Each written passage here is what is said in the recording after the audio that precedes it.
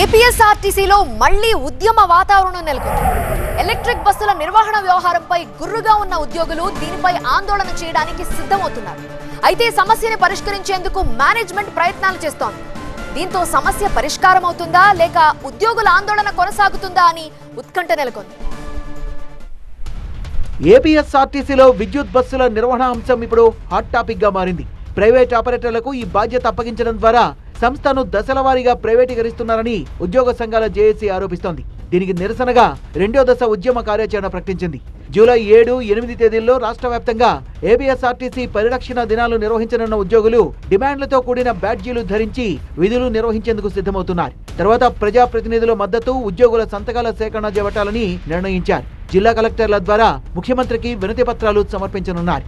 మరోవైపు ఉద్యోగుల ఉద్యమం నేపథ్యంలో ఆర్టీసీ యాజమాన్యం కూడా అప్రమత్తమైంది. జూలై 2న జరగాల్సిన సమావేశాన్ని వాయిదా వేసిన అధికారులు రేపు మధ్యాహ్నం ఆర్టీసీ జేఏసీ ప్రతినిధులతో కీలక చర్చలు నిర్వహించనున్నారు.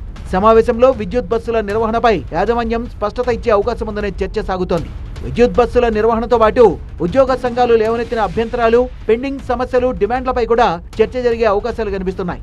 సమావేశంలో సానుకూల నిర్ణయం వస్తే ఆర్టీసీ ఉద్యోగులు తమ ఉద్యమ కార్యాచరణపై వెనక్కు తగ్గొచ్చని తెలుస్తోంది. అలా జరగని పక్షంలో ఇప్పటికే ప్రకటించిన షెడ్యూల్ ప్రకారం రాష్ట్ర వ్యాప్తంగా రెండో దశ ఆందోళనలు మరింత ఉధృతం చేసే దిశగా ఉద్యోగ సంఘాలు ప్రణాళికల్ని సిద్ధం చేస్తున్నాయి. దీంతో రేపటి సమావేశం ఏపీఎస్ఆర్టీసీ ఉద్యోగుల భవిష్యత్ కార్యాచరణకు కీలకంగా మారనుంది.